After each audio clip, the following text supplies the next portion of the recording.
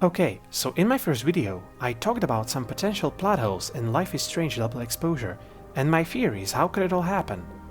I tried to theorize about how could Max kill Safi, but after the shot, she still could see her alive, and a few other mysteries. Since that video was released, I was able to finish my third playthrough of this game, and I have to say, what I love about this game is that every time I play it, I keep finding new things which I missed in my previous playthroughs. In this video, I would like to talk about one specific place where I missed the most hidden details and found them later. Maybe you already guessed the place. Yep, we're gonna stay at the Overlook. There are a few anomalies that I would like to show you. So, what's so special about the Overlook?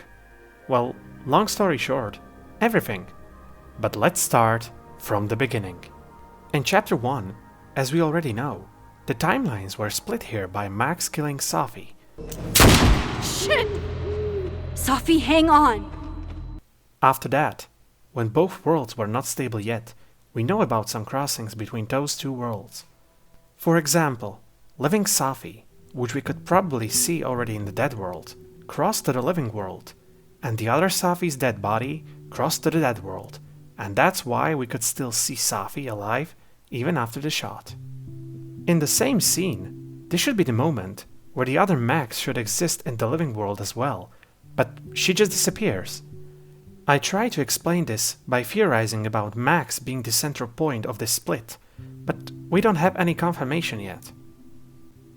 In Chapter 2, the first thing I would like to show you are these footsteps on campus in the dead world. It looks like they're leading to the Overlook, but this might not be an anomaly, because as Max says, Art student prank or horrifying creature, the world may never know. Now let's travel to the living world.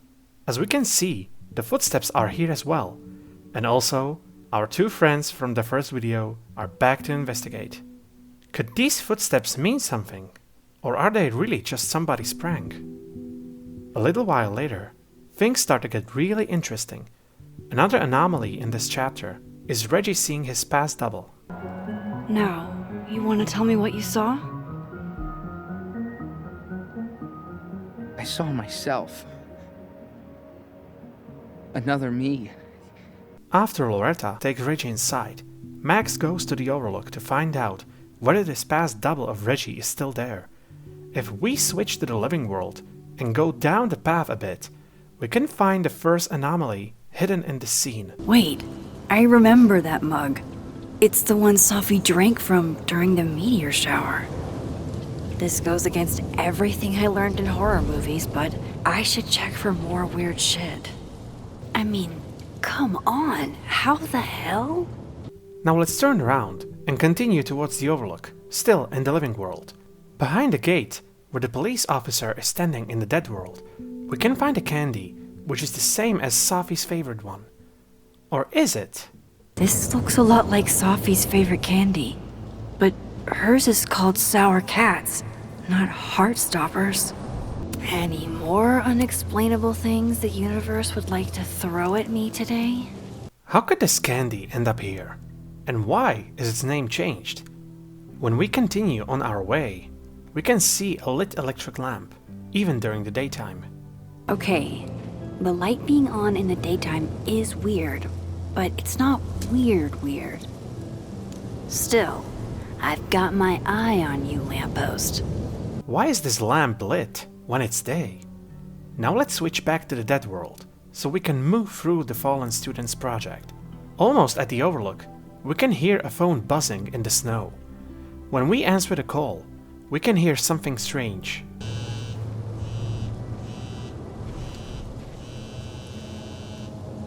Hello?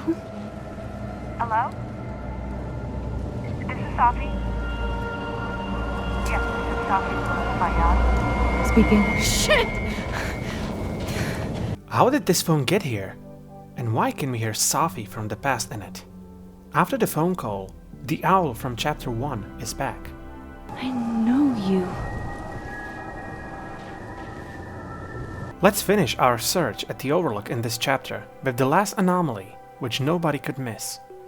When we move the blanket from the place where Safi's dead body was lying, we can see that now there are snowdrops growing, exactly in the shape of Safi's dead body. My theory is that maybe these snowdrops were in the shape of Safi's body, because it is the place where a person with powers was lying, and some of her energy might have been released into the ground under her. But in my comments, somebody suggested that maybe those snowdrops could also be brought from a different time. Maybe from the future, because during the game is December, and snowdrops bloom in the early months of the year. And I personally like this theory. Never mind if from the past or the future, but it would make sense that these snowdrops are from some different time as well. And hey, if we can find a phone where we hear Safi's past self, snowdrops from the past or the future are possible as well. That's all anomalies I could find in Chapter 2. In Chapter 3, Max is on her way to the Overlook to tell Moses the truth. But if we again take a detour downhill and go see a mug tree, we can see that now there are actually 2 mugs. Is this here because of me? Because I'm fucking with time again? Could this be because of Max traveling back into the photo of her with the gun? Could it cause anomalies to go even crazier? Now, let's move on to the lamp, which was lit in Chapter 2. As we can see, it is turned off now. Unless... At least you're normal. No! No! It's getting worse! This is actually not the only place where we see a lamp glowing with red light. A lantern with the same red light can also be seen in Chapter 5, when Max is on the roof with Moses. Could it be a coincidence? Well, maybe, but I wouldn't bet on that. The last Overlook anomaly in this chapter is the one that can't be avoided. The Alderman's past double. I talked about this in my previous video, and it's still possible that his and Reggie's doubles are work of Diamond's power. We don't know what it is yet. The one thing that might suggest this is the last scene in The Snapping Turtle, where Diamond really, and I mean really, wants to talk with Max. What do you think it all means? Why you? Or Safi? I don't know how about you, but from questions, why you? Or Safi? I'm getting a very strong feeling that she already knows about her powers, which means that she had to use them somehow, even if unintentionally, and that might be the reason why she's trying to get some answers from Max without telling her that she also has powers. She isn't curious why Max or Safi, she is curious why her. The Overlook anomalies don't stop there. In Chapter 4, when Max runs to the Overlook to Safi and Yasmin, we can see that we can no longer travel to the Dead World. Wait, where are those freaky doorways I was using? Is the storm screwing with my powers? But we can still see into the Dead World, even though it doesn't look like we can see anything interesting there. And now, on to the Chapter 5. When we wake up, after traveling back into the Owl photo, we can see our phone messages and... wait... What? Okay... I didn't expect that.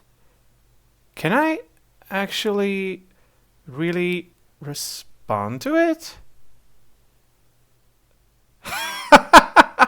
Okay, he is actually responding back. Okay. It officially seems that I found a bug. Okay, that's nice. What I wanted to show you is that when Max wakes up near the statue, she has a set of messages in her phone. Some from the dead world and some from the living world. But I didn't expect to see some incomplete chats, which I can respond to. Apparently, when you try this in the Explore mode after finishing the game, even things like that can happen. Anyway, when we continue in the scene and Max is heading to the Overlook, we can see a different set of messages. This can be a sign that the realities are mixing, or breaking, or collapsing into each other. It's an interesting detail that I thought also about phone messages. Or at least I believed I did. I didn't want to include the next anomaly, and originally it wasn't even in the script for this video, but while writing it, I received a question about how Lucas's gun got to the Overlook.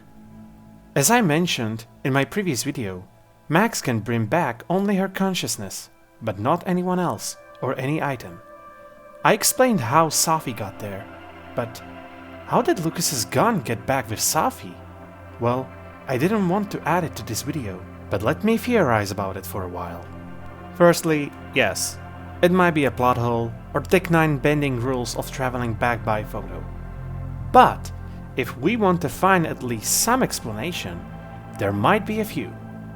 So my first theory was that if Safi can shapeshift into another person and also change her clothes, why couldn't she also shapeshift to herself with that item? But this theory even sounds stupid and doesn't align with how Safi's powers work, so I don't think this will be the answer. The second possible answer, in my opinion the more likely one, well, as we saw in this video, the Overlook is a place of many anomalies and items appearing on random places. So, if there can be a mug in a tree, it might be possible for a gun to appear as well. Maybe the time vortex brought it, I don't know. It's the answer I might be okay with, but definitely not the one I would be 100% sure of. And who knows, maybe it will be a plot hole.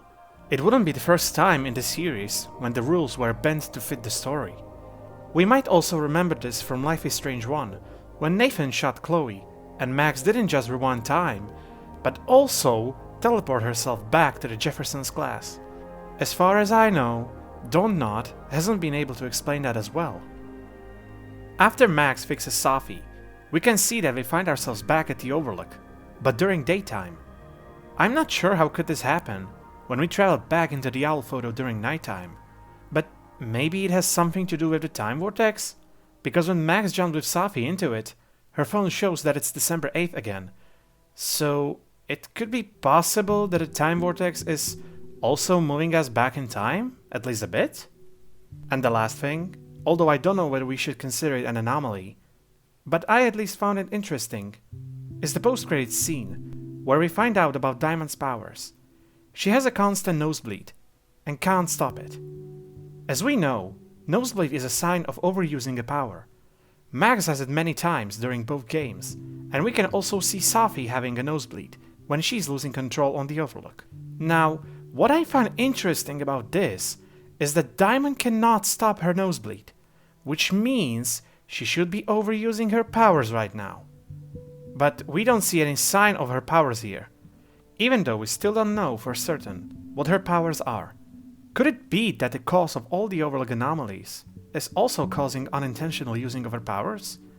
I'm not sure, but I hope we'll get the answers in the sequel. Well, let's just hope that the sequel will really happen in the first place, and then we can hope for getting all the answers. There were so many anomalies on the Overlook, and it's still possible that even after my 3 playthroughs, I haven't found them all. I hope that someday we will get a certain answer about what is causing all of these anomalies. What are your opinions on them? Did you find them all? Did you miss some? Or did you find any Overlook anomaly that wasn't mentioned in this video? If so, let me know down in the comments. If you liked this video, I would be really grateful if you could click on that like button. Also, if you missed my previous video where I try to explain some unanswered questions, you can go check it out. Thanks again for watching and have a nice day.